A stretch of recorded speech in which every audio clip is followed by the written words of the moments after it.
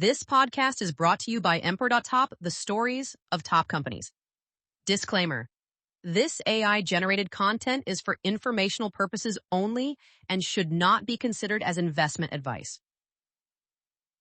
JPMorgan Chase, the empire that runs Wall Street. Picture this. It's March 2008, and the American financial system is teetering on the brink of collapse. Bear Stearns, once the fifth largest investment bank in the United States, is hemorrhaging cash at a rate that would bankrupt it within hours. The Federal Reserve is scrambling for solutions. Treasury Secretary Hank Paulson is fielding frantic calls. And in the eye of this hurricane sits one man, Jamie Dimon, CEO of JPMorgan Chase, about to make a decision that would either save Wall Street or destroy his own bank. This moment, this single weekend, would cement JPMorgan Chase's position as the fortress of American finance. But to understand how we got here, we need to go back 209 years earlier to a scheme so audacious it involved dueling founding fathers and a fake water company. Today, JPMorgan Chase stands as a colossus. Over $800 billion in market capitalization, more than twice their nearest competitor. It's the most valuable company east of the Mississippi River. It serves 84 million American consumers and 7 million small businesses. When other banks fail, JPMorgan Chase buys them. When the government needs a private partner to stabilize markets, they call Jamie Dimon. But here's what's fascinating. This empire wasn't built through a master plan. It's the product of over 1,200 mergers and acquisitions, political intrigue spanning 3 centuries, and a cast of characters that includes everyone from Alexander Hamilton to John D. Rockefeller to a working-class kid from Queens who would become the most powerful banker in modern history. How did a water company chartered in 1799 become the institution that essentially is the American financial system? How did Jamie Dimon transform from Sandy Weill's protege, fired from Citigroup in a boardroom coup, into the only banker who emerged from 2008 stronger than before? And what does it mean for capitalism when one institution becomes so powerful that its failure would trigger global economic collapse? This is the story of empire building in its purest form. It's about power, ambition, and the paradox of being simultaneously too big to fail and too important to break up. It's about how banking dynasties rise and fall and how one institution has managed to absorb them all. We'll trace the journey from Aaron Burr's clever legal maneuvering in 1799 through JP Morgan personally bailing out the U.S. Treasury. From David Rockefeller's globe-trotting diplomacy to Jamie Dimon's fortress balance sheet philosophy. We'll examine how regulatory changes meant to constrain banks actually created opportunities for the smartest operators. And we'll explore what it means when a single institution holds $3.9 trillion in assets, larger than the GDP of Germany. The threads we'll follow include the original sin of American banking, that water company charter, the age of titans when JP Morgan was more powerful than presidents, the modern merger mania that created today's megabanks, and the Dimon era that has redefined what it means to be systemically important. Along the way, we'll unpack the paradoxes. How JPMorgan Chase is simultaneously the most regulated and most profitable bank. How it's both a source of systemic risk and systemic stability. How Jamie Dimon became the least hated banker while running the most powerful financial institution on earth. This isn't just a business story. It's the story of American capitalism itself, told through the lens of its most essential institution. Because to understand JPMorgan Chase is to understand how money, power, and influence really work in the modern world. The greatest banking empire in history began with a lie about water. In 1799, yellow fever was ravaging New York City. The disease, spread through contaminated water, had killed thousands. The city desperately needed clean water infrastructure, but there was a problem. Only the state legislature could charter a water company, and the legislature was controlled by Federalists who had no interest in helping their political rivals in New York City. Enter Aaron Burr, Revolutionary War hero, sitting vice president, and one of the craftiest political operators in American history. Burr saw an opportunity that went far beyond public health. He assembled an unlikely coalition, himself a Democratic Republican, Alexander Hamilton, a Federalist and his bitter rival, and a group of prominent New Yorkers. Their pitch was simple: charter a private water company to save the city from disease. Hamilton, despite his suspicions of Burr, couldn't oppose a measure that would save lives. The Federalist-controlled legislature, seeing Hamilton's support, approved the charter for the Manhattan Company in April 1799. But buried in the charter's text was a clause so innocuous, it seemed like boilerplate, and so explosive, it would reshape American finance. The provision, crafted by Burr, stated that surplus capital not needed for water operations could be used for moneyed transactions. In other words, the Manhattan Company could function as a bank. Within months, Burr had raised $2 million in capital, roughly $40 million in today's dollars, spent a mere $100,000 on wooden pipes and a reservoir, and opened an Office of Discount and Deposit with the remaining $1.9 million. Hamilton was apoplectic. He'd been tricked into helping create a rival to his own Bank of New York. The betrayal was complete, and it was brilliant. Burr had just created New York's third bank and broken the Federalist monopoly on finance. The wooden water pipes would rot within a decade, but the Bank of the Manhattan Company would endure for centuries. This deception added fuel to an already burning rivalry. 5 years later, on July 11th, 1804, Hamilton and Burr would face each other with pistols in Weehawken, New Jersey. Hamilton would die from his wounds. Burr would flee, his political career destroyed, but the bank born from their conflict would outlive them both by centuries. While Burr's Manhattan Company was finding its footing, a very different kind of financial power was emerging. In 1835, a young man named Junius Spencer Morgan left Massachusetts for London to join George Peabody's merchant banking firm. Junius had a son, John Pierpont, JP to his friends, who showed an early aptitude for mathematics and an almost supernatural ability to read balance sheets. Young Pierpont Morgan was educated in Europe, studying at the University of Göttingen, where he became fluent in German and French. This cosmopolitan education would prove invaluable. American business in the 19th century was fundamentally about connecting European capital with American opportunity, and Morgan could speak to both worlds. In 1871, at age 34, JPMorgan partnered with Anthony Drexel of Philadelphia to establish Drexel, Morgan & Company. The timing was perfect. America was industrializing at breakneck speed. Railroads needed financing. Steel mills needed capital. The country was transforming from an agricultural backwater into an industrial powerhouse, and that transformation required money. Lots of it. Morgan understood something fundamental. In the chaos of post-Civil War American capitalism, trust was the scarcest commodity. While other bankers made quick profits from speculation, Morgan built relationships. He didn't just provide capital, he provided credibility. When Morgan backed a deal, European investors knew their money was safe. His method was simple but revolutionary. He would take control.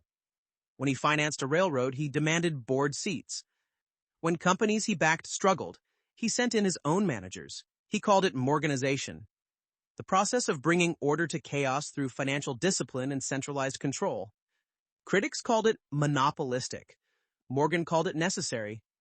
By the 1880s, Morgan wasn't just financing American business. He was reshaping it. He orchestrated the merger that created General Electric in 1892. He formed U.S. Steel in 1901, the world's first billion-dollar corporation. He didn't just move money, he moved industries. Meanwhile, in 1877, an 75-year-old former banker named John Thompson was starting his final act. Thompson had already lived several lives: teacher, banker, creator of the banknote detection system that helped establish paper currency in America. Now he founded Chase National Bank, named after Salmon P. Chase, Lincoln's Treasury Secretary who had put "In God We Trust" on American currency. Thompson's vision for Chase was distinctly American. While Morgan served titans of industry, Chase would serve the emerging middle class. It would be a commercial bank, taking deposits and making loans to businesses and individuals. Where Morgan represented concentrated power, Chase represented distributed prosperity. The parallel evolution of these institutions, the Manhattan Company with its origins in deception, Morgan with its aristocratic bearing, Chase with its democratic aspirations, would define American finance for the next century. Each represented a different vision of what banking could be. But there was a fourth player emerging from the chemical industry. In 1823, the New York Chemical Manufacturing Company was founded to produce medicines, paints, and dyes. The company's directors quickly realized that their real asset wasn't their factory. It was their cash flow. In 1824, they created the Chemical Bank of New York, initially just to manage their own funds. Chemical would grow quietly, steadily, avoiding the spectacular rises and falls that characterized 19th century banking. While other banks chased glory, Chemical chased deposits. While others built marble palaces, Chemical built branches. It was boring, profitable, and built to last. By 1900, these four streams, the Manhattan Company's political savvy, Morgan's financial power, Chase's commercial ambition, and Chemical's operational excellence, were flowing separately through American capitalism. None could have imagined they would eventually merge into a single institution. The 19th century had established the templates: banking as political tool, Manhattan Company; banking as power broker, Morgan; banking as public utility, Chase; and banking as steady business, Chemical. The 20th century would test which model would survive, or whether they would need to combine to endure. What emerged from this era wasn't just a collection of banks, but a new form of American power. While European banks were creatures of governments and aristocracies, American banks were something novel. Private institutions with public power beholden to shareholders but essential to the state. This tension between private profit and public purpose, it would define everything that followed. In the autumn of 1907, JPMorgan was attending an Episcopal convention in Richmond, Virginia, when he received an urgent telegram. The Knickerbocker Trust Company, New York's third largest trust, was failing. Depositors were lining up to withdraw their money. The panic was spreading. America's financial system was collapsing. Morgan, then 70 years old, immediately boarded his private rail car back to New York. What followed was perhaps the most extraordinary display of private financial power in American history. For 2 weeks, Morgan essentially became America's central bank, operating from his library at Madison Avenue and 36th Street. The library became a war room. Morgan summoned the presidents of New York's major banks and trust companies. He locked them in his library's East Room, literally locked them in, and informed them they wouldn't leave until they'd pledged enough money to stop the panic. At one point, exhausted bankers found Morgan playing solitaire at 3 a.m., refusing to speak until he'd figured out his next move. The message was clear. Morgan was in control. He deployed money with surgical precision. When the New York Stock Exchange nearly closed because brokers couldn't access credit, Morgan raised $25 million in 10 minutes. When trust companies teetered, he organized rescue funds. When New York City itself ran out of money, Morgan underwrote $30 million in city bonds. But Morgan did more than just provide money. He provided judgment. He personally decided which institutions would live and which would die. Knickerbocker Trust, despite triggering the panic, was allowed to fail. Morgan had examined its books and deemed it unsalvageable. The Trust Company of America, however, received his backing after Benjamin Strong, one of Morgan's lieutenants, spent a sleepless night reviewing its assets and declared it solvent. The government was helpless. President Theodore Roosevelt, who had built his reputation as a trust buster opposing Morgan's monopolies, had to acquiesce to Morgan's rescue. Treasury Secretary George Cortelyou traveled to New York and essentially placed $25 million in government funds at Morgan's disposal. The ironies were lost on no one. The government's greatest antagonist had become its savior. When the panic finally ended in November, Morgan had personally prevented the collapse of the American economy, but he had also demonstrated something terrifying. One man had more financial power than the United States government. This couldn't stand in a democracy. Morgan himself seemed to understand this. In testimony before Congress in 1912, he was asked about the concentration of financial power. His response was revealing. "I do not think any man has the power to control the money market." When pressed about what drove banking, he famously replied, "The first thing is character, before money or property or anything else. Money cannot buy it." This philosophy, that banking was fundamentally about trust between individuals, was already becoming antiquated. The world was becoming too complex for one man, however powerful, to manage through force of personality. Morgan died in Rome on March 31st, 1913, just months before the Federal Reserve was created, to ensure that never again would America's financial system depend on a single private citizen. When his estate was valued, observers were shocked. Morgan was worth only $68 million, about $2 billion today. John D. Rockefeller supposedly quipped, and to think he wasn't even a rich man. But Morgan's true wealth wasn't in his personal accounts. It was in his network, his reputation, and the institutions he built. JPMorgan and Company didn't just survive his death, it thrived under the leadership of his son, Jack Morgan Jr. Jack was a different creature than his father, less imperious, more collaborative, but equally committed to the Morgan legacy. Where JP had ruled through sheer force of will, Jack ruled through systematic organization. He transformed JP Morgan and Company from a partnership dependent on one man's genius into a modern financial institution. The 1920s should have been the Morgan decade. The firm financed European reconstruction after World War I, floating billions in bonds for Britain, France, and Germany. It led the syndicate that stabilized the German mark. It was effectively the world's central bank for international finance. But the very success contained the seeds of destruction.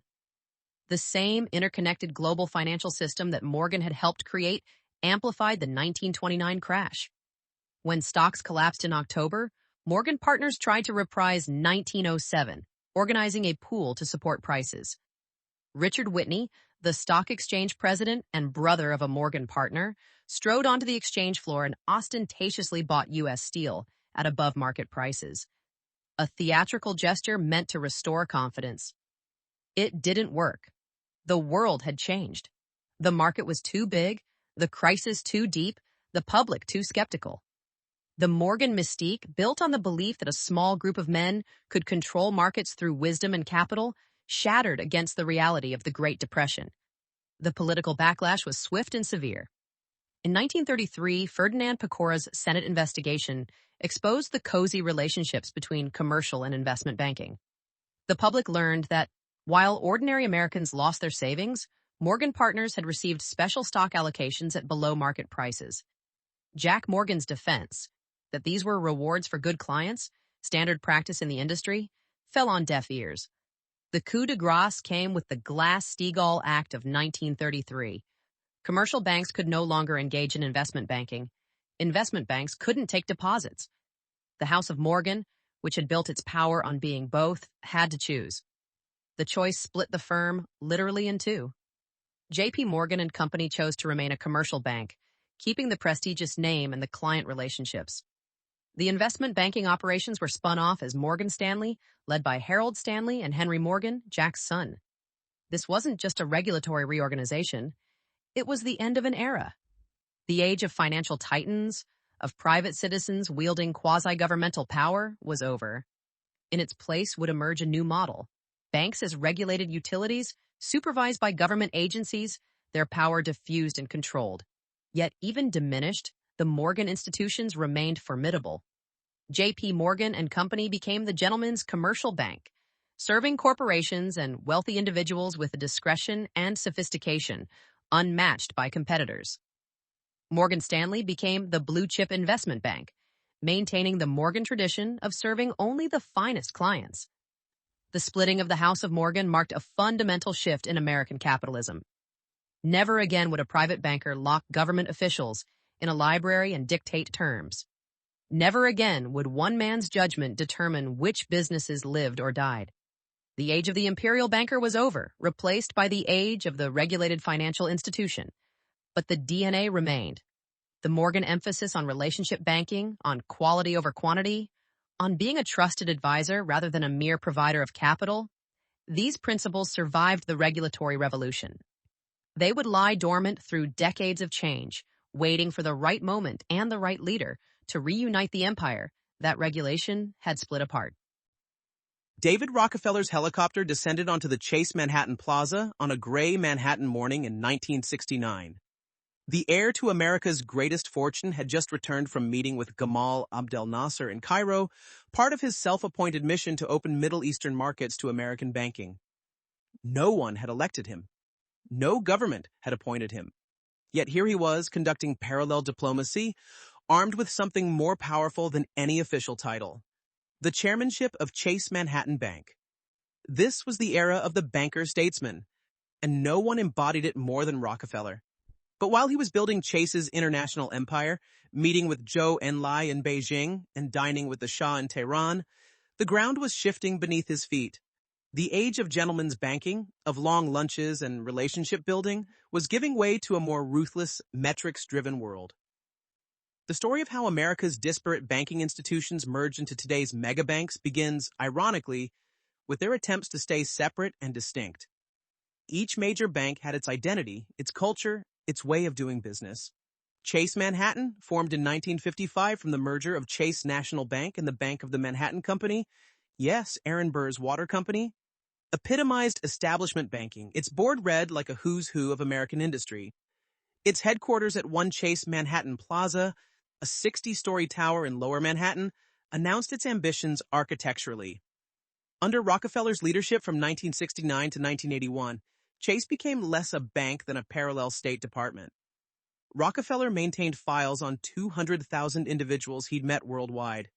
He could call any major government or business leader directly.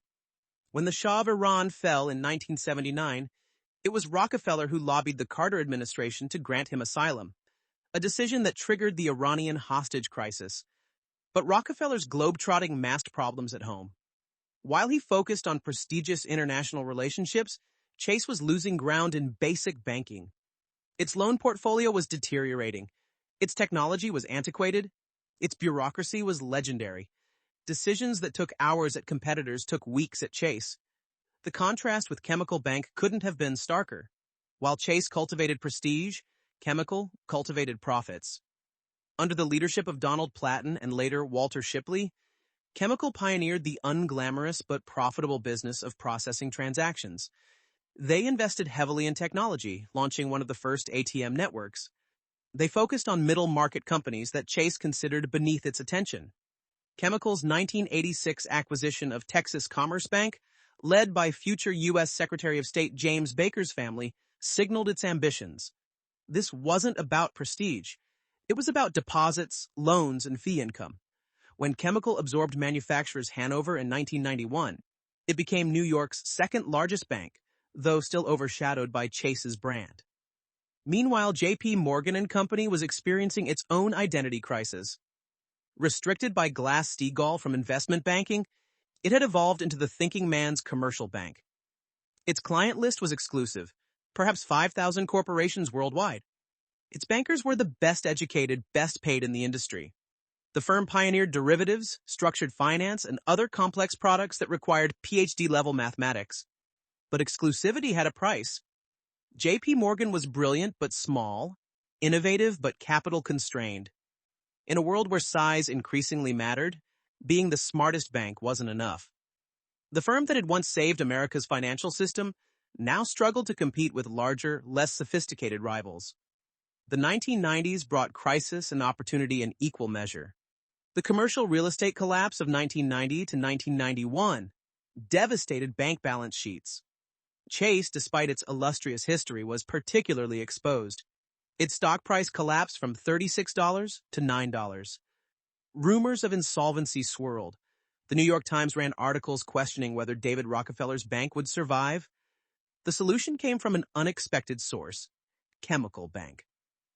In 1995, Chemical's CEO Walter Shipley proposed what was termed a merger of equals, but was effectively Chemical's acquisition of Chase. The combined entity would keep the Chase name, a recognition that while Chemical had the stronger balance sheet, Chase had the stronger brand. The merger was a cultural earthquake. Chemical bankers, used to quick decisions and profit focus, clashed with Chase bankers accustomed to deliberation and prestige.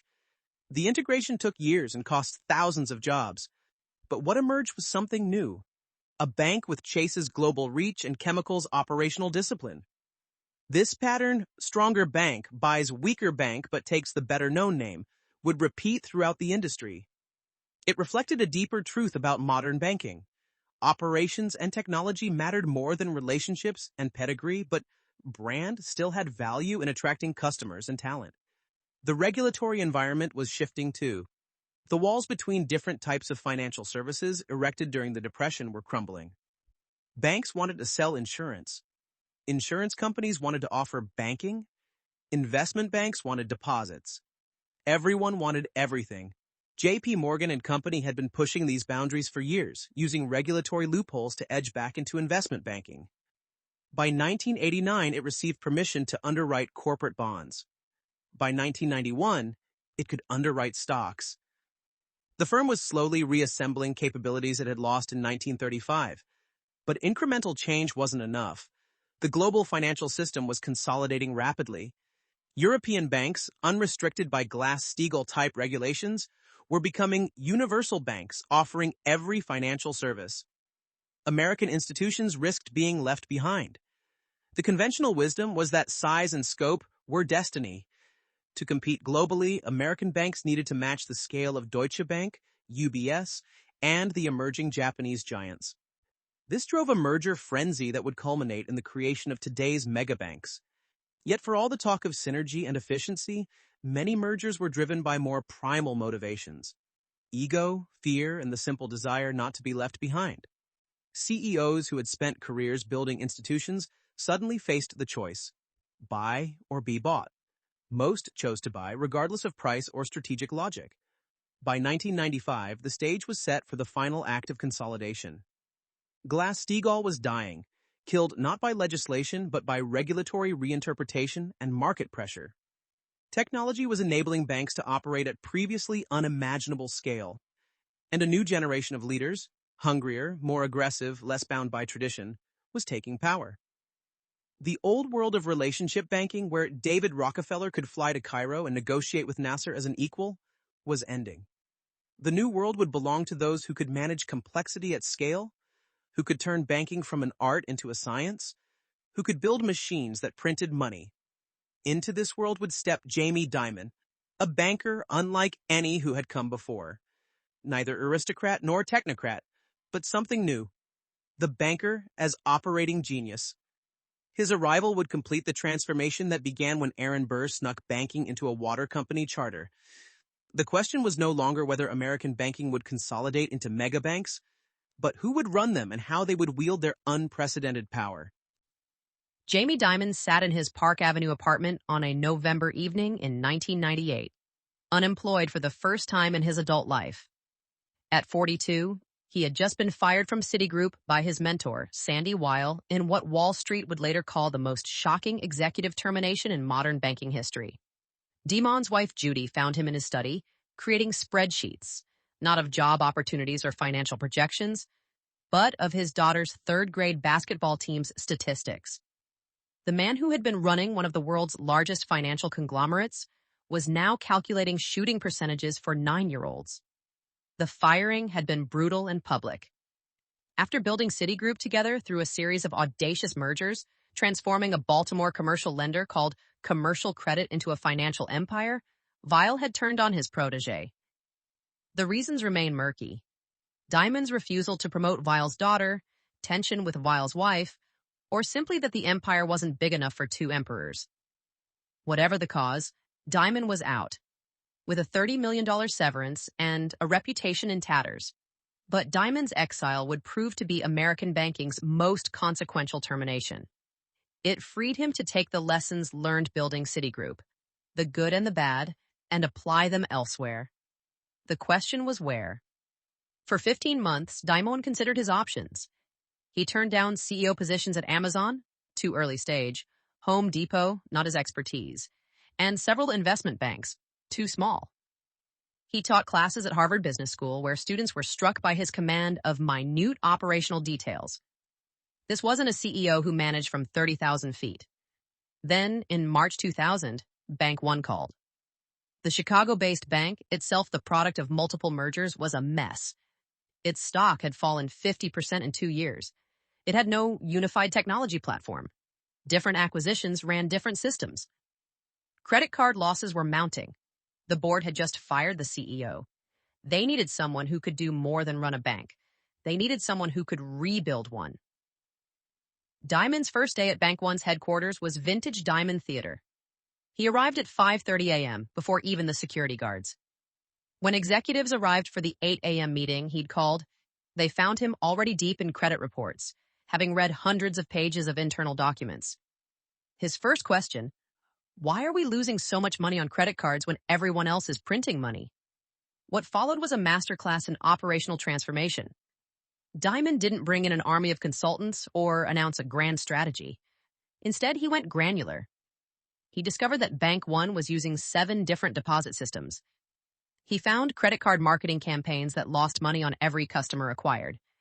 He identified branches that hadn't been profitable in years but stayed open for community relations. His approach was ruthlessly meritocratic.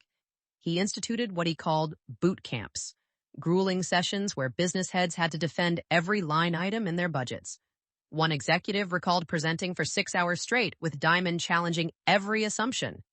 Why do we need 23 people in that department? What would happen if we cut this spending by 30%? Show me the math. But Dimon wasn't just cutting. He was building. He unified technology platforms, creating what he called a fortress balance sheet. Excess capital and reserves that could withstand any crisis. He invested heavily in risk management, hiring PhDs to build models that could stress test every loan portfolio. He redesigned products from first principles, asking why a checking account needed 15 different fee types when 3 would suffice. The results were dramatic. Bank One's stock rose 80% in his first 3 years. Return on equity jumped from 5% to 15%. The credit card business, once a disaster, became industry-leading. By 2003, Bank One was the most efficient large bank in America, with an overhead ratio that competitors couldn't match. Meanwhile, in New York, JPMorgan Chase was struggling with its own identity crisis. The 2000 merger between JPMorgan and Company and Chase Manhattan had created a prestigious but unwieldy giant. The investment bank, JPMorgan, clashed with the commercial bank, Chase. Technology systems didn't communicate. Different divisions competed rather than collaborated.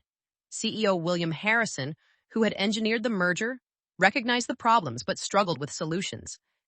The combined entity had the pieces of greatness: JPMorgan's investment banking intellect, Chase's retail network, a powerful brand, but couldn't make them work together. The stock languished. Talented bankers left. The firm that had once saved American capitalism was now a chronic underperformer. In late 2003, Harrison made a call that would reshape American banking. He approached Dimon about merging Bank One with JPMorgan Chase. The logic was compelling. Bank One's operational excellence combined with JPMorgan's franchise could create something formidable. But everyone understood the subtext. This was Harrison hiring his eventual successor. The negotiation was delicate. Dimon wanted guarantees about succession timing. Harrison wanted to remain CEO initially. The board wanted assurance that 2 strong personalities could coexist. The solution was a detailed succession plan. Harrison would remain CEO, Dimon would be president and COO, and in 2 years, Dimon would take over. When the $58 billion merger was announced in January 2004, the market was skeptical. JPMorgan Chase had already struggled to integrate previous mergers. Bank One and JPMorgan had different cultures, different systems, different approaches. The New York Times called it a merger of mismatched parts.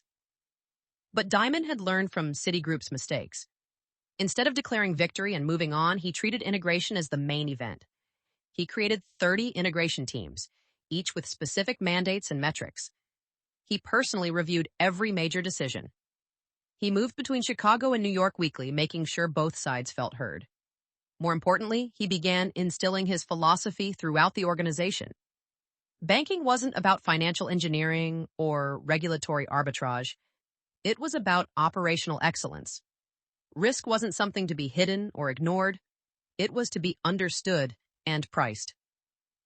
Complexity wasn't a sign of sophistication. It was often a sign of confusion. His town halls became legendary.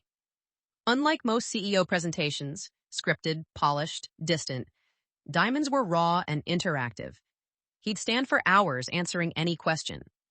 When an employee asked about job security, he didn't offer platitudes. If you're good at your job and our business is strong, you're secure. If either changes, you're not. That's reality. By December 2005, when Dimon officially became CEO, the integration was largely complete. But he wasn't satisfied with improvement. He wanted transformation. He began positioning JPMorgan Chase for something bigger, though even he couldn't have foreseen what was coming. The conventional wisdom in 2006 was that banking had become a mature, predictable industry.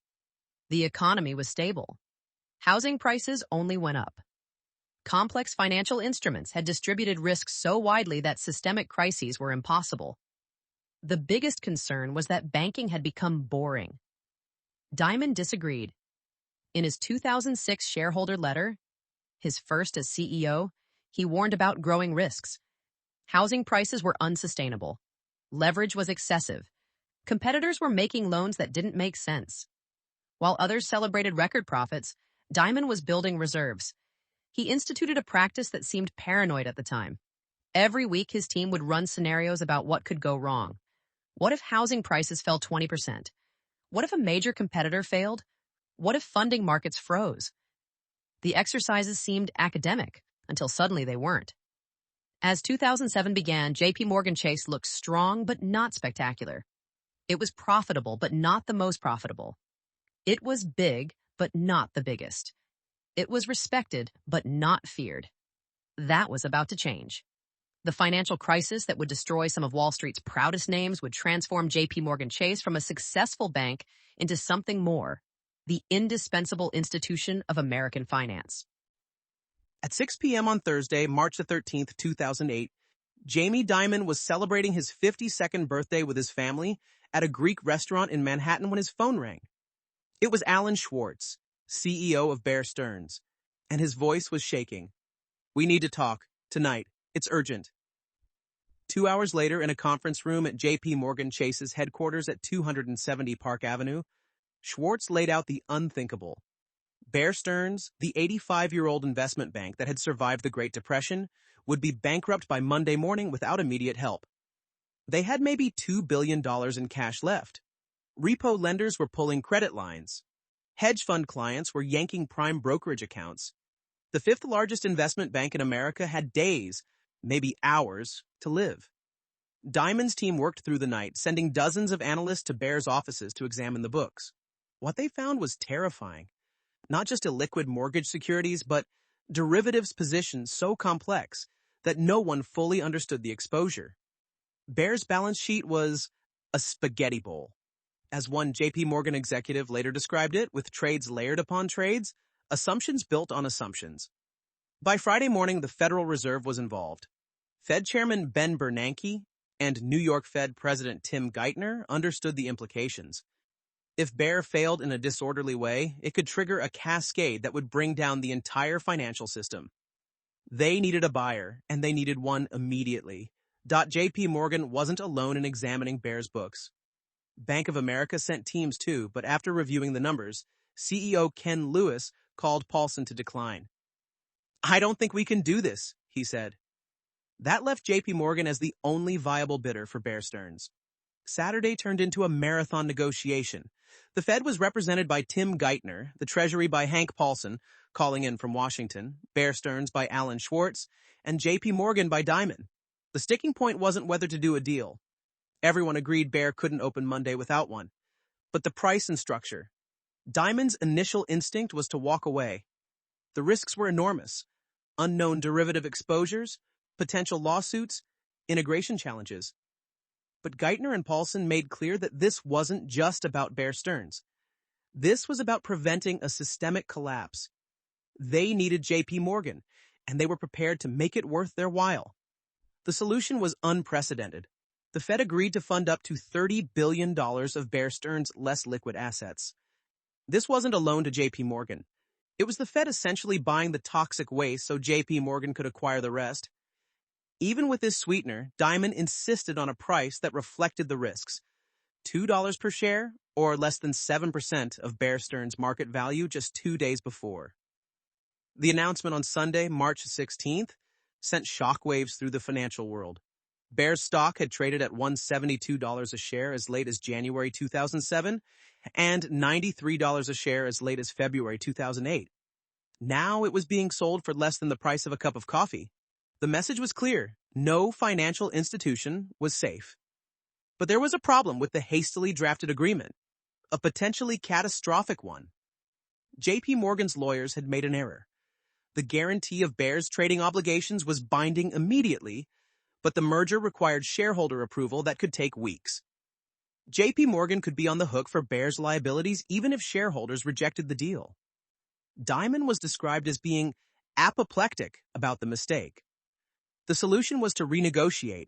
A week later, JPMorgan raised its offer to $10 a share, partly to ensure shareholder approval and partly to address the legal vulnerability. The Fed's support remained at $30 billion. Even at the higher price, it was a steal, if JPMorgan could manage the risks.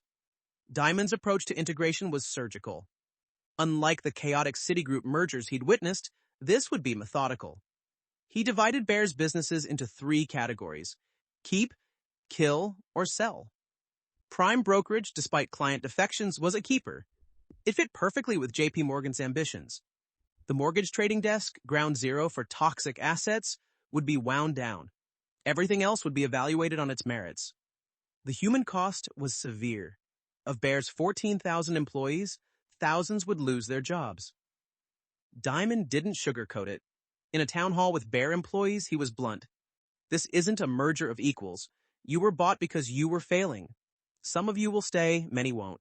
Those who stay need to adapt to our culture immediately. But Dimon also saw opportunity. Bear had talented bankers, valuable client relationships, and prime Manhattan real estate. Integrated properly, these assets could accelerate JPMorgan's growth by years. The key was speed. Move fast enough that competitors couldn't poach clients or talent. As spring turned to summer, the wisdom of the acquisition seemed confirmed. JPMorgan completed the acquisition on May 30th, 2008. The integration was proceeding smoothly. The Fed's support had contained the immediate crisis. Markets had stabilized. Dimon was hailed as Wall Street's savior, the banker who stepped up when the system needed him. Then came September. Lehman Brothers collapsed on September 15th, triggering the full-scale financial crisis that Bear Stearns had merely previewed. But while other banks scrambled for survival, JPMorgan was ready. The Bear Stearns acquisition, for all its challenges, had given Dimon and his team invaluable experience in crisis management. They knew how to evaluate distressed assets quickly. They had relationships with regulators. They had capital to deploy. When Washington Mutual failed on September 25, 2008, JPMorgan was ready. They acquired WAMU's banking operations for $1.9 billion, adding 2,200 branches and $300 billion in assets. It was the largest bank failure in U.S. history, but for JPMorgan, it was just another opportunity to grow stronger while competitors weakened. The government's response to the crisis, TARP funds, stress tests, enhanced regulation, treated all banks as if they were equally weak. But JPMorgan wasn't weak. It took $25 billion in TARP funds not because it needed them, but because regulators insisted all major banks participate to avoid stigmatizing the weak. JPMorgan repaid the funds as soon as allowed in June 2009. But the real cost of Bear Stearns wouldn't become clear for years. JPMorgan faced more than $19 billion in mortgage and crisis-related legal costs, with about 70% tied to Bear Stearns and Washington Mutual. The sins of the acquired were visited upon the acquirer. Every bad mortgage Bear had written, every deceptive practice, every corner cut became JPMorgan's liability. No, we would not do something like Bear Stearns again. In fact, I don't think our board would let me take the call. Dimon would later write to shareholders. The deal that had seemed like opportunistic genius in 2008 looked more like a poisoned chalice by 2015. Yet the acquisition fundamentally transformed JPMorgan Chase. It demonstrated that the bank could act decisively in a crisis, absorb massive operations quickly, and work effectively with regulators. It established Dimon not just as a successful banker, but as a quasi-governmental figure, the private sector's first responder in financial emergencies. The Bear Stearns acquisition also crystallized a new reality in American finance. The age of too big to fail had officially arrived. When institutions became distressed, they wouldn't be allowed to collapse in disorderly fashion. Instead, they would be absorbed by the strong, making the strong even stronger. The logic was compelling. Better concentration than contagion. But the implications were profound. JPMorgan Chase emerged from the crisis not just intact, but dominant. It had demonstrated that it could digest any competitor, manage any risk, navigate any crisis. The bank that had saved Bear Stearns from collapse had saved itself from mediocrity. In the process, it had become something new. Not just a bank, but a pillar of the system itself. Too big to fail, too important to constrain, too powerful to challenge. Jamie Dimon stood before 300 managing directors in the JPMorgan Chase auditorium on May 14, 2012. 4 days earlier, he had announced $2 billion in trading losses through egregious mistakes in what would become known as the London whale scandal. The man who had navigated the financial crisis without a single quarterly loss now faced his biggest self-inflicted wound. Less than a month ago, CEO Jamie Dimon called media coverage of this trade a tempest in a teapot. Now he stood before his top executives, visibly angry, not just at the traders who had lost billions, but at himself for not seeing it coming. The portfolio has proved to be riskier, more volatile, and less effective as an economic hedge than we thought, Dimon said. There were many errors, sloppiness, and bad judgment. The losses would eventually total $6.2 billion, triggering $920 million in fines to U.S. and U.K. authorities and threatening to undermine everything Dimon had built since 2005. But the London whale was just one crisis in what would become a decade of consolidating power while navigating an increasingly hostile regulatory environment. The post-crisis world that emerged after 2009 was paradoxical for JPMorgan Chase. On one hand, the bank had proven its superiority during the crisis, emerging stronger while competitors faltered. On the other, it faced unprecedented scrutiny from regulators determined to ensure that 2008 never happened again. Dodd-Frank, signed into law in July 2010, fundamentally changed the banking landscape. The Volcker Rule banned proprietary trading. The Consumer Financial Protection Bureau added a new layer of oversight. Stress tests became annual public spectacles where banks had to prove they could survive hypothetical disasters. For most banks, these regulations were constraints. For Dimon, they were competitive advantages. JP Morgan's scale meant it could afford the armies of compliance officers that smaller banks couldn't. Its technology infrastructure could handle the reporting requirements that overwhelmed regional competitors. What was meant to constrain the megabanks actually created a moat around them. But first, Dimon had to clean up the crisis's aftermath. The mortgage-related settlements were staggering. In November 2013, JP Morgan agreed to a $13 billion settlement with the Justice Department, the largest settlement with a single entity in American history. In a 2015 letter to shareholders, Dimon wrote that the bank's legal costs related to mortgage-backed securities totaled nearly $19 billion, 70% of which, he said, came not from bad acts at JP Morgan, but from Bear Stearns and another bank it had acquired, Washington Mutual. The irony was bitter. JP Morgan was being punished for the sins of the companies it had acquired at the government's request during the crisis. I think having pressed JP Morgan Chase to take over Bear Stearns, it was unfair to penalize them for the bad acts, said former U.S. Representative Barney Frank, who co-authored the Dodd-Frank reforms. Yet even as legal costs mounted, JP Morgan's underlying business was thriving. The bank was gaining market share in virtually every business line. Investment banking fees were growing. The retail network was expanding. Trading revenues, despite new restrictions, remained robust. The London whale incident in 2012 was particularly galling because it was self-inflicted. Trader Bruno Ixel, nicknamed the London whale, accumulated outsized CDS positions in the market. What was supposedly a hedging strategy in the chief investment office had morphed into a massive directional bet. The trade's discovery revealed multiple failures. Risk models had been manipulated, manual data entry and copying and pasting of data in Excel spreadsheets were inherently risky practices. Traders had hidden losses. Management had been kept in the dark. For a bank that prided itself on risk management, It was humiliating.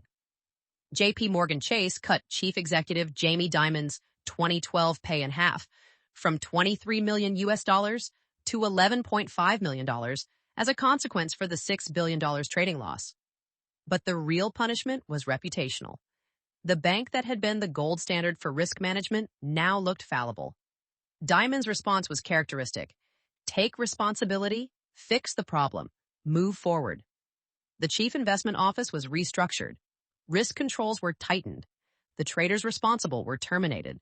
Neither the whale himself, Bruno Ixil, nor any senior managers faced criminal charges. Ixil, who says the losses weren't his fault, is cooperating with prosecutors.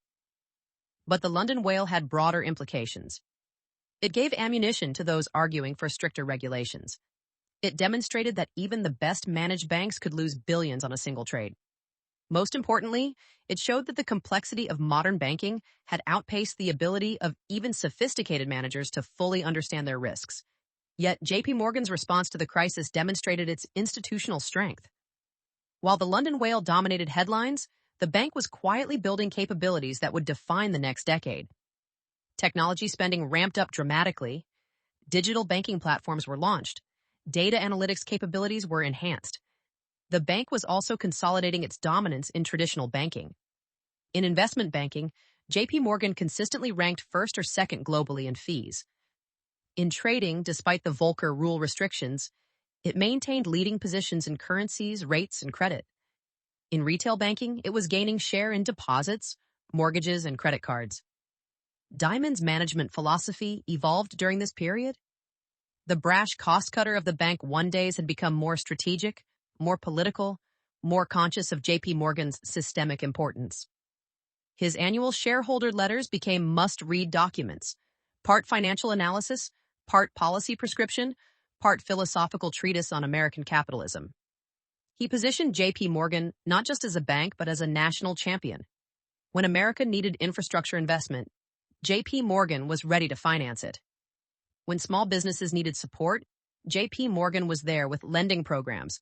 When communities were struggling, JPMorgan announced philanthropic initiatives. This wasn't just public relations. Dimon understood that JPMorgan's success was inextricably linked to public perception and political support.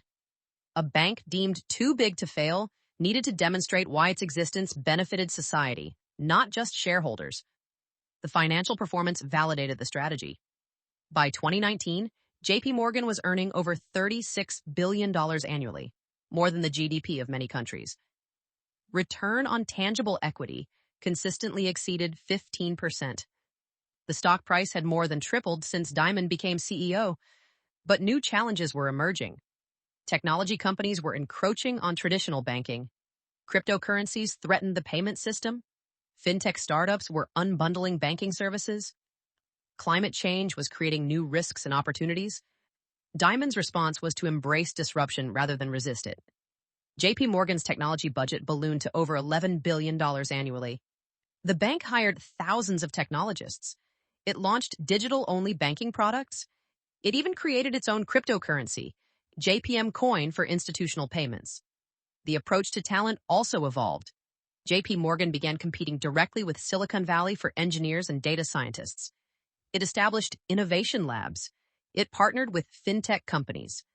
The bank that had once been the embodiment of traditional finance was transforming itself into a technology company that happened to have a banking license. By early 2020, JPMorgan Chase stood at the apex of global finance. It was the most valuable bank in the world by market capitalization. It had weathered the financial crisis, the European debt crisis, the London whale, billions in legal settlements, and countless regulatory changes. Under Dimon's leadership, it had not just survived, but thrived. Then came COVID-19, and with it, another opportunity for JPMorgan to demonstrate why it had become indispensable to the American economy. The pandemic would test every institution, but for JPMorgan, it would become another chance to consolidate power while serving as the financial system's anchor in turbulent times.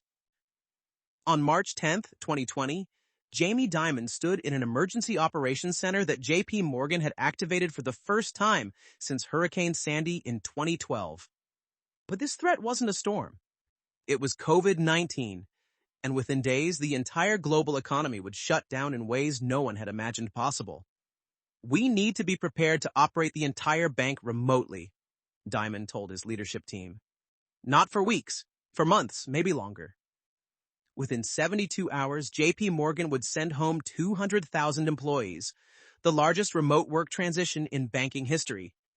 The pandemic represented a unique test for JP Morgan Chase.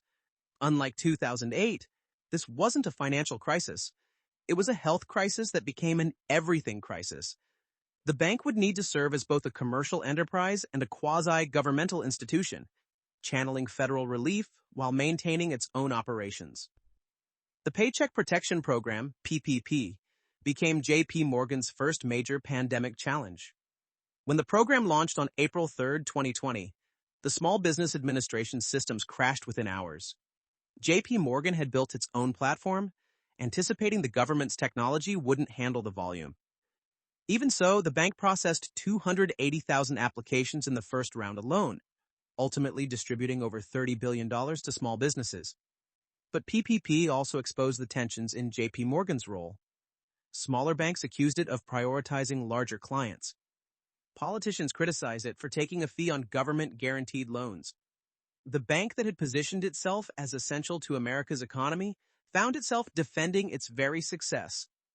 Dimon himself became a pandemic casualty, not from the disease, though he would later contract COVID, but from emergency heart surgery in March 2020. The timing couldn't have been worse. As he recovered, his lieutenants ran the bank through the most volatile markets in history. Trading revenues soared as volatility spiked. Credit losses surprisingly remained manageable as government stimulus kept consumers afloat. What emerged from the pandemic was a JP Morgan Chase that had proven its digital transformation was real. Branches had closed, but mobile banking usage exploded. Traders worked from kitchen tables but still executed billions in daily volume. The bank that had spent $14 billion annually on technology found that investment validated overnight. The pandemic also accelerated trends that had been building for years. Digital payments exploded. Cryptocurrency went mainstream. Fintech valuations soared. Every assumption about banking, that it required physical presence, that customers needed branches, that traders needed trading floors, was challenged. Dimon's response was characteristic: lean into change. JP Morgan launched Chase UK, a digital-only bank competing directly with fintech challengers. It acquired Nutmeg, a robo-advisor. It built JPM Coin for institutional blockchain payments. The bank that traced its roots to 1799 was reimagining itself for the digital age. But technology investments were just part of the strategy. When the regional banking crisis erupted in March 2023, the government again turned to JP Morgan. "Our government invited us and others to step up. And we did," said Jamie Dimon, chairman and CEO of JP Morgan Chase, after acquiring First Republic Bank. First Republic is the largest U.S. lender to fail since Washington Mutual in 2008, which was also acquired by JP Morgan Chase. The parallels were uncanny. Another bank failure, another weekend rescue, another expansion of JP Morgan's empire. But this time was different. The 2023 regional banking crisis wasn't about subprime mortgages or complex derivatives. It was about simple duration risk. Banks had bought long-term bonds when rates were low, and those bonds had lost value as rates rose. JP Morgan Chase acquired the substantial majority of assets and assumed the deposits and certain other liabilities of First Republic Bank from the Federal Deposit Insurance Corporation, FDIC. As part of the purchase, JP Morgan Chase is assuming all deposits, insured and uninsured.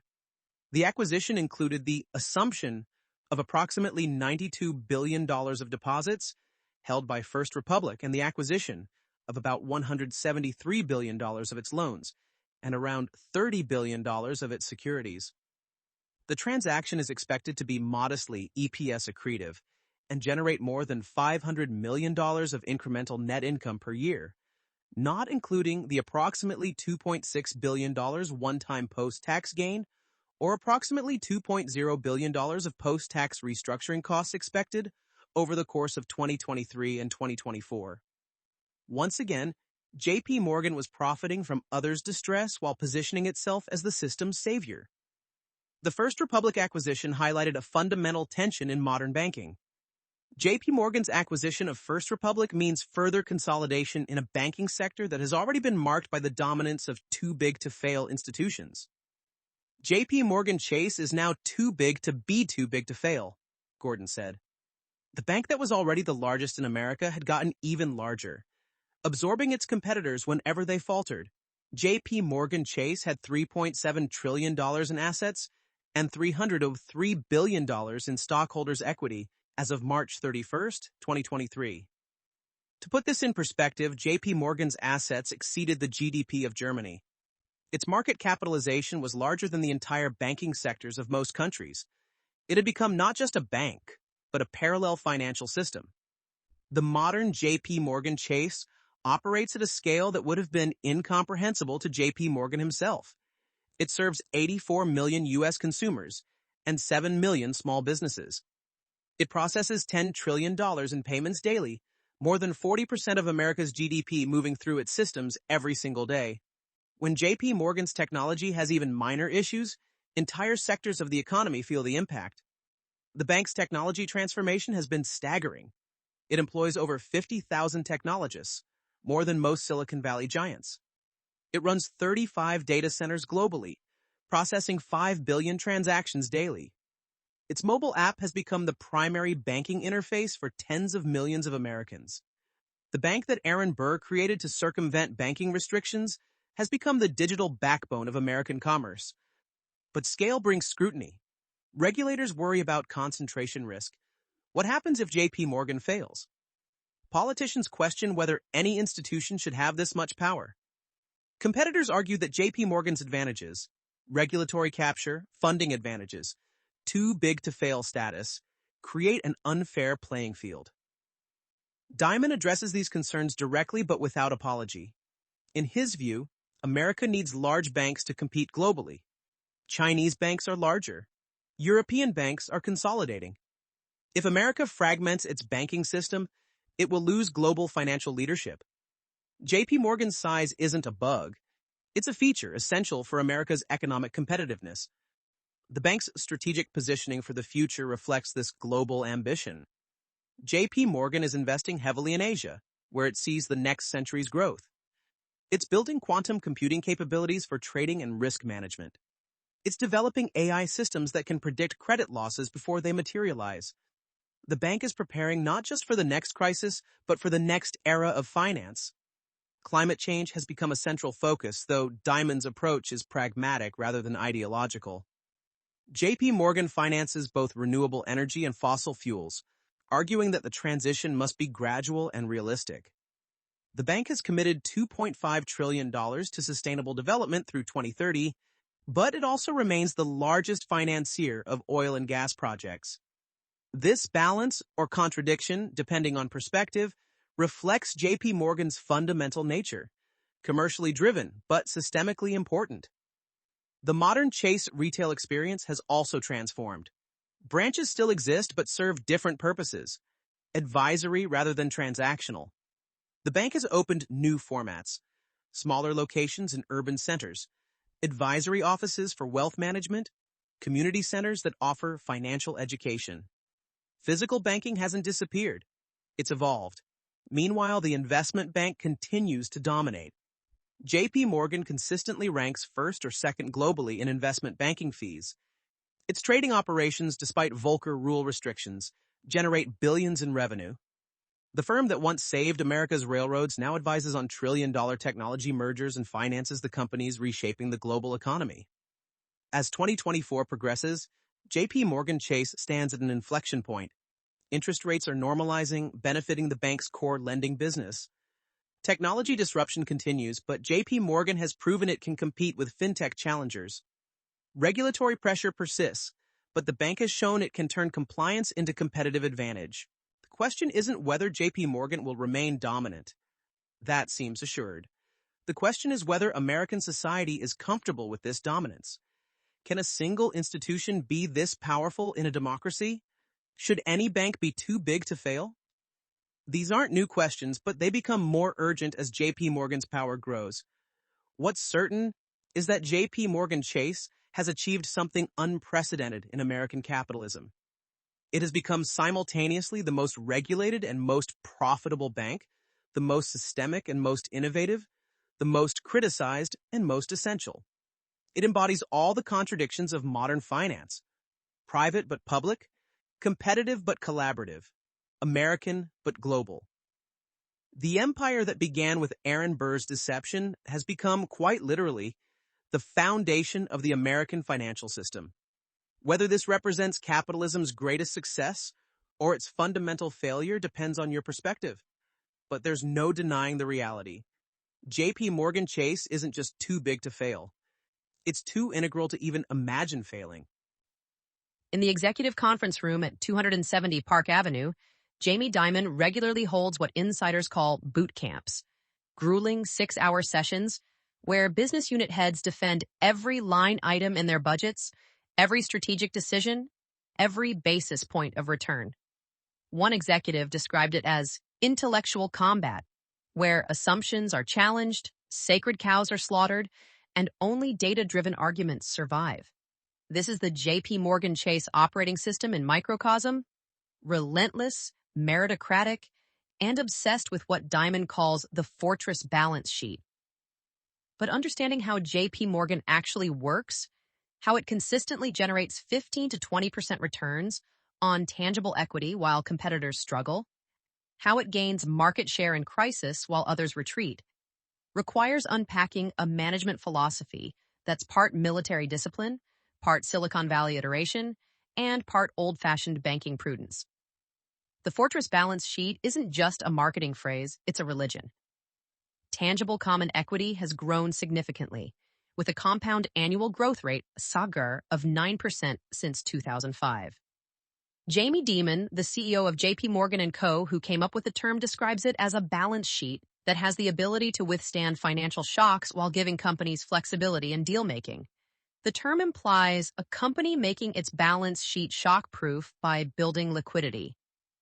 But what does this actually mean in practice? It means holding more capital than regulations require. Not because regulators demand it, but because Dimon believes excess capital is cheap insurance against black swans.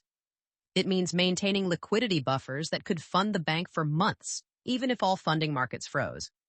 It means stress testing not just for regulatory scenarios, but for Dimon scenarios.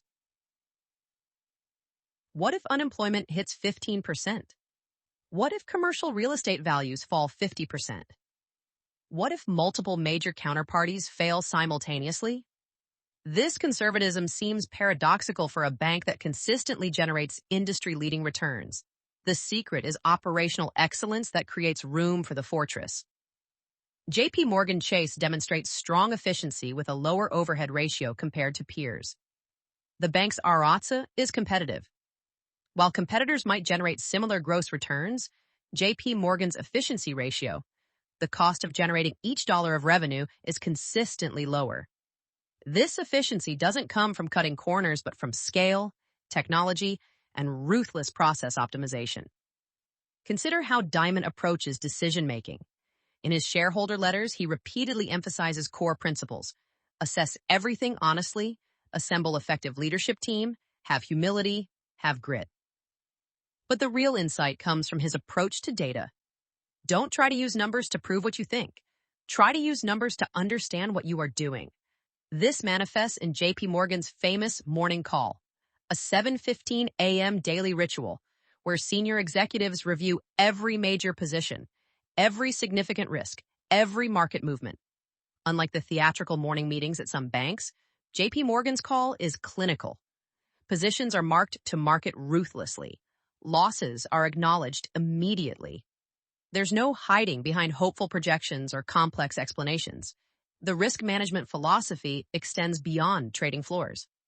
Every business line has embedded risk officers who report both to business heads and to independent risk management.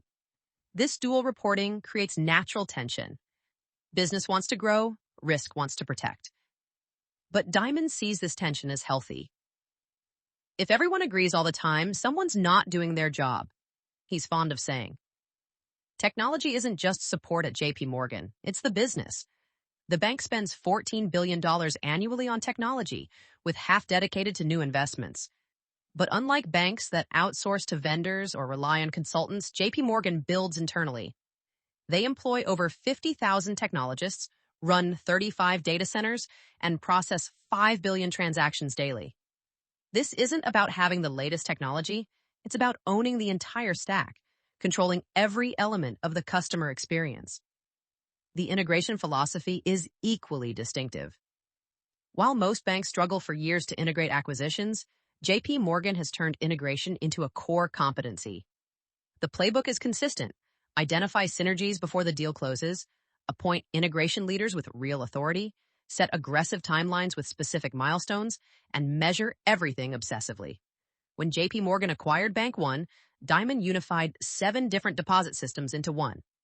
When it bought Washington Mutual, it converted 2,200 branches over a single weekend. When it acquired First Republic, it retained 90% of clients within 6 months. This isn't luck, it's systematic execution of a refined process. The cross-selling machine at JP Morgan is perhaps the most sophisticated in banking. But unlike the aggressive, quota-driven cross-selling that destroyed Wells Fargo's reputation, JP Morgan's approach is data-driven and client-centric. The bank knows that a client who uses 5 products is exponentially more profitable and loyal than one who uses 2. But rather than pushing products, they use analytics to identify genuine needs. A small business client taking out a loan might be offered cash management services. Not because there's a quota, but because the data shows similar businesses benefit from these services. A wealthy individual with a checking account might be introduced to private banking, not randomly, but because their transaction patterns suggest complex financial needs. This seems obvious, but executing it across 84 million consumers requires extraordinary technological sophistication. Capital allocation at JP Morgan follows what Dimon calls intelligent conservatism.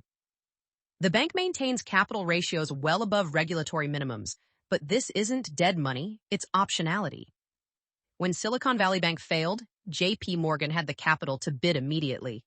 When markets dislocate, JP Morgan has the balance sheet to provide liquidity and earn extraordinary returns.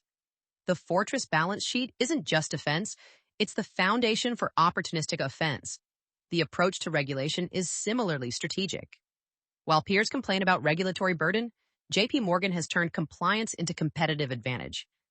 The bank employs thousands of compliance officers, spends billions on regulatory technology, and maintains relationships with regulators globally. This isn't just about avoiding fines. It's about being the bank regulators trust in a crisis. When regulators need a private sector partner to execute a rescue, they call JP Morgan. When new regulations are being drafted, JP Morgan's input is sought. When systemic risks emerge, JP Morgan's views carry weight. This influence isn't bought, yet it's earned through decades of competent execution and constructive engagement. Talent management at JP Morgan reflects Dimon's meritocratic philosophy. The bank recruits aggressively from top schools, but also promotes internally. Performance reviews are brutal in their honesty. High performers are rewarded generously. Underperformers are managed out quickly. There's little patience for politics or bureaucracy. Bad news travels fast here, one executive noted. Good news travels faster. Dimon's own management style sets the tone. He reads voraciously, but not just financial reports, but history, biography, science. He can discuss the minutiae of credit card processing or the geopolitics of Asian banking with equal fluency. He's known for calling branch managers directly, for dropping into trading floors unannounced, for reading customer complaint letters personally. This hands-on approach scales through what JP Morgan calls cascading accountability. Every major initiative has a senior sponsor who's personally accountable to Dimon. That sponsor has direct reports who own specific work streams. Those managers have teams with clear deliverables. Everyone knows what they own, what success looks like, and what happens if they fail. The customer acquisition strategy differs by business line, but follows consistent principles. In retail banking, it's about convenience and trust, more branches, better apps, superior service. In investment banking, it's about capability and execution. Can JP Morgan execute a complex cross-border M&A deal better than competitors? In asset management, it's about performance and stability. Can JP Morgan deliver consistent returns with lower volatility? But the real competitive advantage might be integration. A corporate client doing an IPO might also need foreign exchange hedging, cash management, and employee stock plan administration. A wealthy entrepreneur selling a business might need investment banking for the transaction, private banking for wealth management, and commercial banking for their next venture. JP Morgan can provide all of these services with seamless handoffs between divisions. Risk management post-2008 has evolved from defense to competitive advantage. While all banks stress test, JP Morgan stress tests more scenarios. While all banks have risk limits, JP Morgan's are more granular. While all banks mark to market, JP Morgan does it more frequently and more conservatively. This isn't paranoia, it's preparation. The bank maintains what it calls a risk appetite framework, a detailed document defining exactly what risks the bank will and won't take. Unlike the vague risk statements at many banks, JP Morgan's framework includes specific metrics, clear escalation procedures, and regular updates based on market conditions. Every trader knows their limits. Every lender knows their authority. Every executive knows their boundaries. The approach to innovation is pragmatic rather than revolutionary. JP Morgan doesn't try to be first. It tries to be best. When blockchain emerged, JP Morgan didn't launch a cryptocurrency. Instead, it built JPM Coin for institutional payments, a practical application of new technology to an existing business need. When fintech challengers emerged, JP Morgan didn't panic. It studied them, hired talent from them, and then built better versions of their products with JP Morgan's scale advantages. This measured approach to innovation extends to partnerships and acquisitions. JP Morgan partners with fintechs when it makes sense but builds internally when core capabilities are at stake. The bank acquires selectively, focusing on capabilities or assets it can't build efficiently. Every decision is filtered through a simple question. Does this make our fortress stronger? The JPMorgan Chase operating system isn't perfect. The bank's size creates complexity that even superior management struggles to control. The London whale showed that even JP Morgan can lose billions on a single trade. The mortgage settlements prove that even JP Morgan can't fully control the actions of acquired entities. But what distinguishes JP Morgan isn't the absence of problems, it's the speed and effectiveness of response. When problems emerge, JP Morgan acknowledges them quickly, fixes them systematically, and learns from them institutionally. This combination, fortress balance sheet, operational excellence, strategic clarity, and learning culture, creates a system that's remarkably resilient.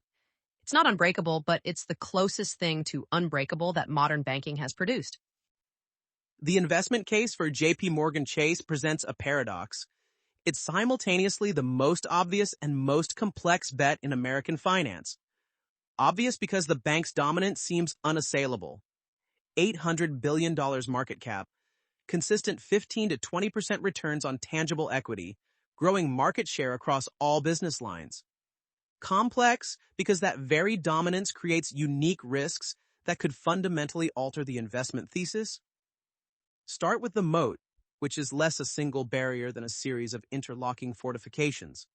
Scale is the most visible. JP Morgan processes $10 trillion in payments daily, giving it unmatched insight into economic activity and customer behavior. This data advantage compounds as better data enables better credit decisions, which generate superior returns, which fund more technology investment, which captures more data. It's a virtuous cycle that competitors can't replicate without similar scale. But scale alone doesn't explain JP Morgan's premium valuation. Citigroup has scale. Bank of America has scale.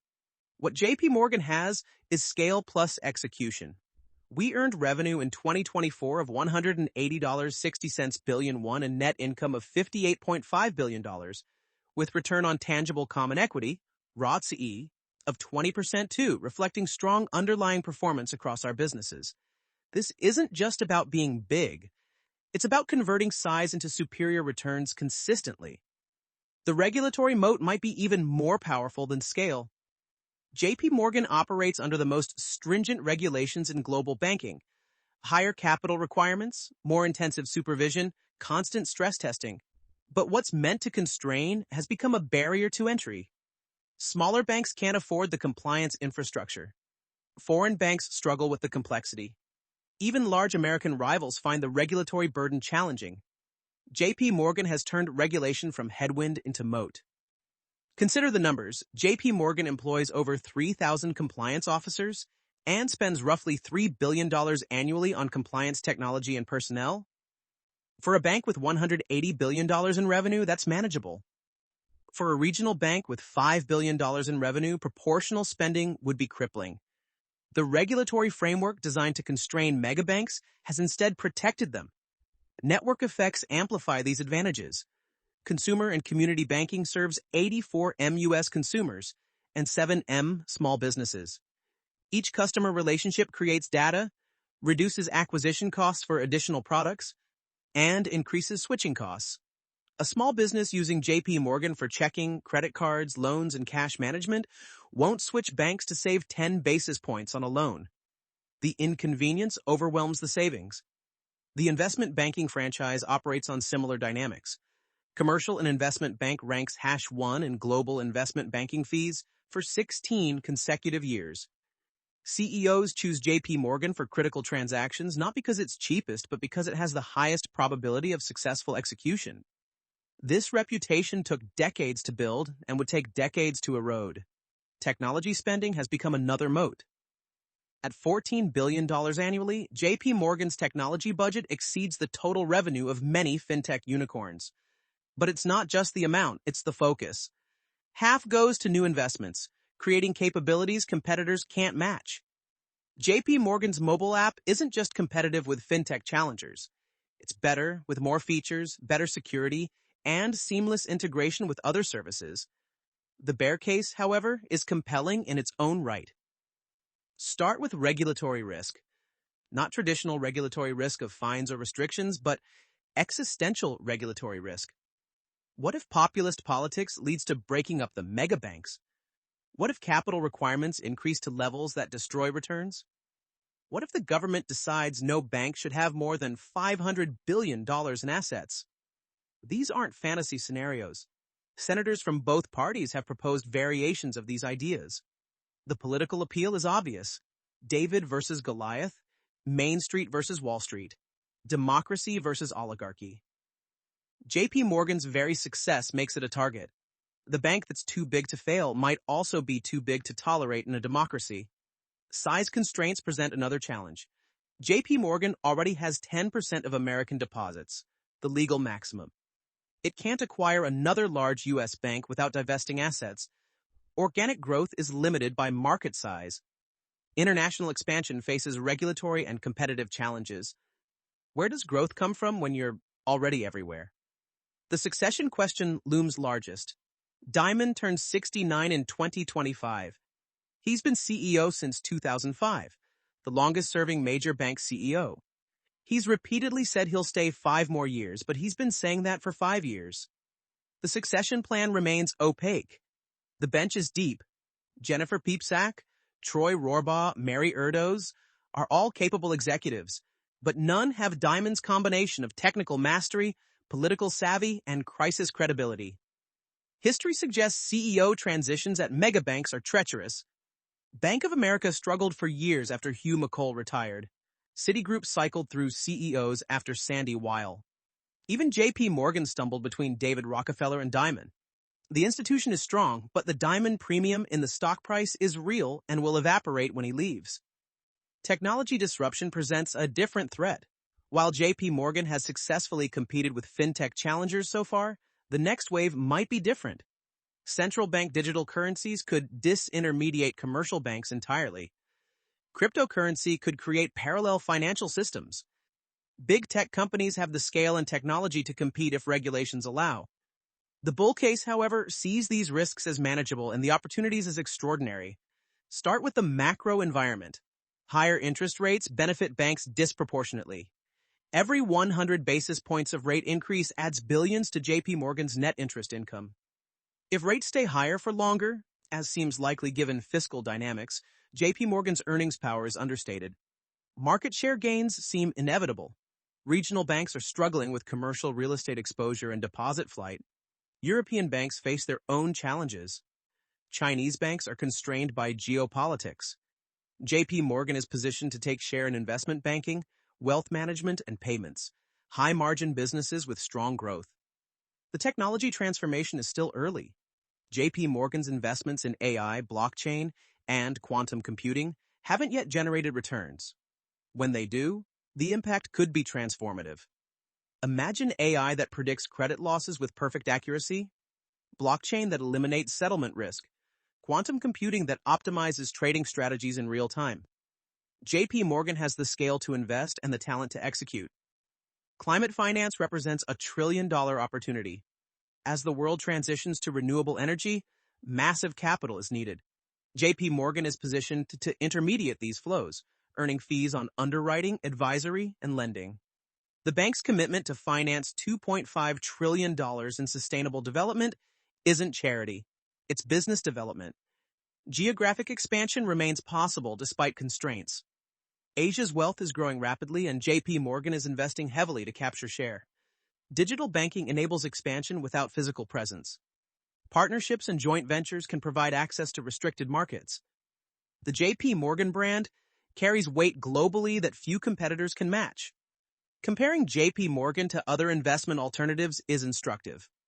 Versus other banks, JP Morgan trades at a premium justified by superior returns and lower risk.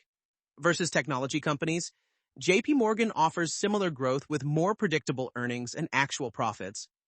Versus the market overall, JP Morgan provides exposure to economic growth with downside protection from the fortress balance sheet. The valuation framework depends on your time horizon. On a price-to-earnings basis, JP Morgan trades at 11-13x forward earnings, reasonable for a company generating 20% returns on equity. On a price-to-book basis, it trades at 1.8-2.0x tangible book value, a premium to peers but justified by superior profitability. On a dividend yield basis, it offers 2 to 3%, not spectacular but with consistent growth. But traditional valuation metrics might miss the point. JP Morgan isn't just a bank. It's financial infrastructure. Like railroads in the 19th century or telecoms in the 20th, JP Morgan provides essential services that the economy can't function without. This infrastructure nature provides pricing power, customer stickiness, and regulatory protection that simple metrics don't capture. The risk-reward calculus suggests asymmetric upside. The downside seems limited. Even in severe recession, JP Morgan survived 2008 and would likely survive worse. The fortress balance sheet provides genuine protection. The upside, however, could be substantial if the bank continues taking share, technology investments pay off, and the Dimon succession goes smoothly. For long-term investors, JP Morgan represents a bet on American capitalism itself. If you believe the U.S. economy will grow, that businesses will need financing, that consumers will need banking, that global trade will continue, then JP Morgan will prosper. If you believe those things won't happen, JP Morgan is the least of your problems. The investment case ultimately reduces to a simple question. Is JP Morgan's dominance sustainable? The moats are real, the execution is proven, the opportunities are vast, but the risks are equally real. Regulatory, political, technological, succession. There's no guarantee that the bank that emerged from 1799 will dominate in 2099. What seems certain is that JP Morgan's next decade will look different from its last. The era of consolidation through acquisition is ending. The era of technology transformation is beginning. Whether JP Morgan can evolve from a traditional bank that uses technology to a technology company that does banking will determine whether it remains the emperor of Wall Street or becomes another former giant. Studied in business schools as a cautionary tale of how even the mightiest empires eventually fall. Jamie Dimon walks into a congressional hearing room, and something peculiar happens. The senators who publicly rail against Wall Street greed privately treat him with unusual deference. Elizabeth Warren might grill him about excessive banker compensation, but she also knows that when the next financial crisis hits, the government will need JP Morgan's balance sheet. Bernie Sanders might tweet about breaking up big banks, but he understands that JP Morgan processes Social Security payments for millions of Americans. This cognitive dissonance, publicly adversarial, privately interdependent, captures the fundamental paradox of JP Morgan Chase's position in American society. Dimon has cultivated an image unique among bank CEOs, the least hated banker. He speaks plainly, admits mistakes, and projects middle-class sensibilities despite his $39 million compensation. He writes shareholder letters that read like policy papers, weighing in on everything from infrastructure to education to inequality. He positions himself not as a financial engineer, but as a patriotic capitalist, someone who believes banking is about serving America, not just extracting from it. But this carefully constructed persona obscures a deeper truth. JPMorgan Chase has become so powerful that traditional concepts of corporate accountability barely apply. When a company controls 10% of American deposits, processes 40% of daily GDP and payments, and serves as the government's de facto financial agent, it transcends normal business categories. It becomes something more like a utility, except utilities are regulated as natural monopolies, while JP Morgan operates in nominally competitive markets. The bank's systemic importance creates moral hazard of unprecedented scale. Everyone knows JP Morgan can't be allowed to fail. This implicit government guarantee provides funding advantages worth billions annually. Creditors lend to JP Morgan at lower rates because they know the government will intervene before losses materialize. Customers keep deposits above FDIC limits because they trust the JP Morgan brand more than government insurance. Competitors struggle to match JP Morgan's pricing because they can't access similarly cheap funding. This too big to fail status isn't just unfair, it's self-reinforcing. Because JP Morgan can't fail, it attracts more business. Because it attracts more business, it becomes even more essential. Because it's more essential, it really can't fail. The cycle continues until you have a single institution that is quite literally irreplaceable. These allow us to maintain a fortress balance sheet, constantly invest and nurture talent, fully satisfy regulators, continually improve risk, governance, and controls, and serve customers and clients while lifting up communities worldwide. This philosophy is embedded in our company culture and influences nearly every role in the firm. But this philosophy, however well-intentioned, doesn't address the fundamental question: should any private institution have this much power? The concentration of financial power at JP Morgan has real consequences.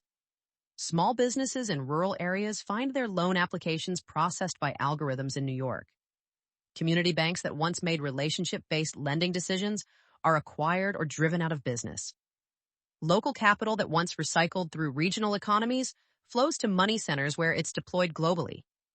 The financialization of the American economy, where moving money becomes more profitable than making things, accelerates. Yet the alternative might be worse. Without JP Morgan and its peers, who would finance America's corporations? Who would process its payments? Who would provide market liquidity in crises? The regional banking crisis of 2023 showed what happens when smaller banks fail. Depositors panic, credit freezes, the government intervenes anyway. Perhaps concentration is the price of stability.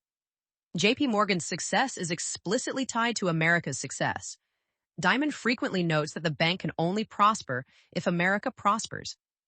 This alignment of interests is real. JP Morgan needs a functioning economy, a stable political system, and the rule of law. But it also creates leverage. When JP Morgan speaks about policy, politicians listen not because they want to, but because they have to.